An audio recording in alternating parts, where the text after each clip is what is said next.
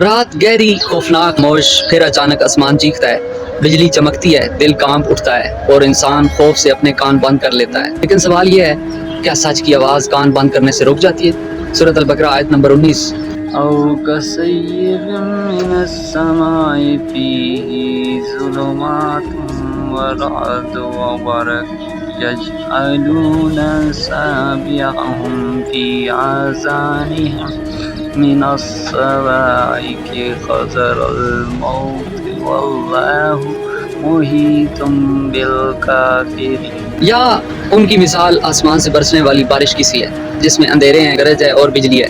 وہ کڑک کی آواز سے موت کے ڈر سے اپنی انگلیاں کانوں میں ڈال لیتے ہیں، حالانکہ اللہ انہیں ہر طرف سے گھیرے ہوئے۔ یہ صرف بارش کی مثال نہیں، یہ ان دلوں کی تصویر ہے جو حق سن کر کانپ جاتے ہیں جب قرآن ان کی خواہشات پر ضرب لگاتا ہے، جب سچ ان کے جھوٹے سکون کو توڑتا ہے تو یہ ڈر جاتے ہیں۔ وہ سچ سے نفرت نہیں کرتے، بدلنے سے ڈرتے ہیں، اس لیے وہ حق کی آواز دبانے کی کوشش کرتے ہیں، کان بند کر لیتے ہیں، دل بند کر لیتے ہیں، سوچ بند کر لیتے ہیں۔ اگر اللہ فرماتا ہے تم خود کو چھپا سکتے ہو مجھ سے، نہیں۔ کیا کبھی ہم نے بھی ایسی نصیحت کو اگنور کیا جو سیدھا دل پہ لگتی تھی؟ کیا کبھی ہم نے جان بوجھ کر حق کی آواز سے خود کو دور کیا، صرف اس لیے کہ کہیں ہمیں بدلنا نہ پڑ جائے؟ یاد رکھو، حق کی آواز بجلی کی طرح ہوتی ہے، وہ یا تو دل کو روشن کر دیتی ہے یا پھر انسان کے اندر چھپے ہوئے اندھیرے کو سب کے سامنے لے آتی ہے۔